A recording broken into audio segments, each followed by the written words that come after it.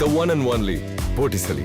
Botticelli and Raphael, shirts and trousers. இன்னைக்கு சொல்றாரு, பிரதமர் பத்தி பேசுறாரு.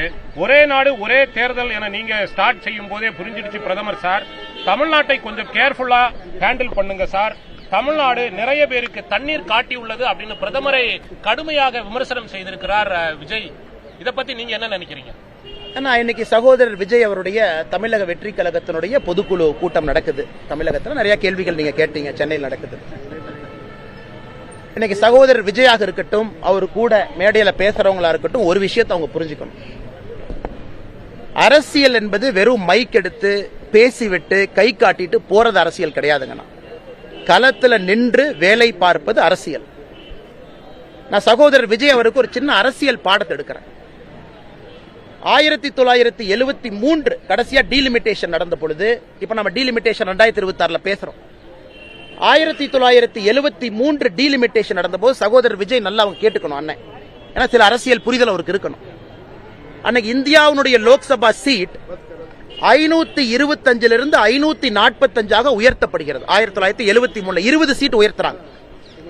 20 சீட்ல தமிழ்நாட்டுக்கு எவ்வளவு கிடைச்சது? 0.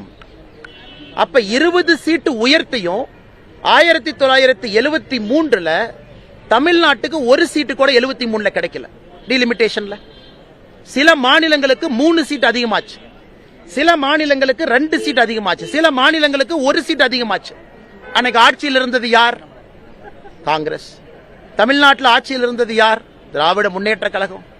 அம்மையார் இந்திரா காந்தி அவர்கள் கூப்பிட்ட அனைத்து கட்சி கூட்டத்திற்கு தமிழகம் சார்பாக 73 கூட்டத்துக்கு போனது யார்? கலைஞர் கருணாநிதி ஐயா.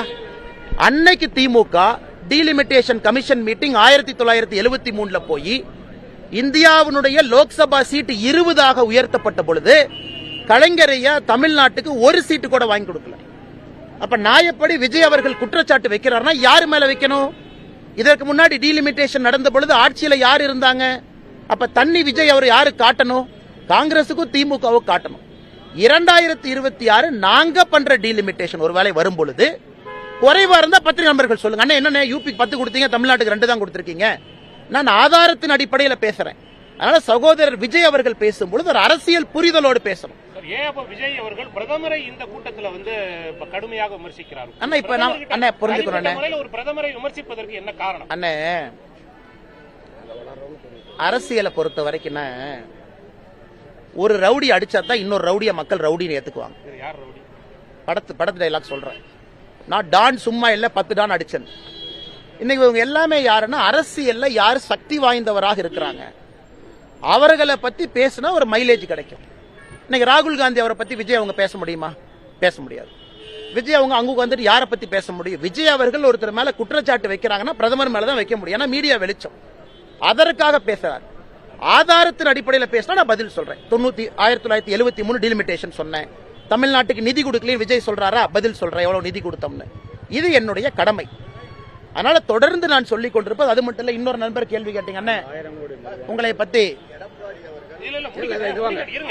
பத்தி டிவி கேல இன்னதோ ஒன்று சொன்னாங்க அப்படின்னு. ஆனா சகோதரர் விஜய் அவர்கள் ஒரு விஷயத்தை உணர்ந்தணும். ரெட் ஜெயின் மூவிஸ்க்கு திறப்பு விழா நடத்தினதே சகோதரர் விஜய் தான். குருவி படத்துல சகோதரர் விஜய் அவர்கள் தான் ரெட் ஜெயின் மூவிய தமிழ்நாட்டு மக்களுக்கு அறிமுகப்படுத்தினார். இதான்ப்பா ரெட் ஜெயின் மூவி, முதல் படமே நான் தான். சகோதரர் விஜய் அது மட்டும் இல்ல, ரெட் ஜெயின் மூவி பீஸ்டாக இருக்கட்டும், இன்னும் ஒரு படமாக இருக்கட்டும், அதனுடைய ப்ரொடக்ஷன் மட்டுமல்ல டிஸ்ட்ரிபியூஷன் ரெட் ஜெயின் தான் பார்த்துச்சு. நான் ஆதாரத்தின் அடிப்படையில் சொல்றேன். யாராச்சும் ஒருத்தர் எங்க மேல குற்றச்சாட்டு வைக்கிறாங்க, பாரதிய ஜனதா கட்சியின் மீது வைக்கிறாங்கன்னா சகோதரர் விஜய் அவர்களும் அவருக்கு கேள்வி கேட்டுக்கணும். ரெட் ஜெயின் படத்தை முதலாக குருவி மூலமாக தமிழ்நாட்டுக்கு அறிமுகம் செஞ்சது யாரு? இன்னைக்கு மீடியா இண்டஸ்ட்ரி எல்லாமே ஒரு தனிப்பட்ட நபருடைய கட்டுப்பாட்டில் இருக்கு, ஆதிக்கத்தில் இருக்குன்னா, உதயநிதி ஸ்டாலின் ஆதிக்கத்தில் இருக்குன்னா, ரெட் ஜெயின் மூவிக்கு தேங்காய் உடைச்சு பூஜை போட்டது யாரு? இன்னைக்கு எல்லாம் மேடையில் ஏறி இன்னைக்கு வாய்க்கிலேயே டிவிக்கில சில பேர் பேசுறாங்க. டிவிக்கில சில பேர் பேசுறாங்க, அண்ணாமலை இப்படி அண்ணாமலை அப்படி. ஆனா அவங்களுக்கு நான் பதில் சொல்லணும், தப்பா போயிருந்தேன்.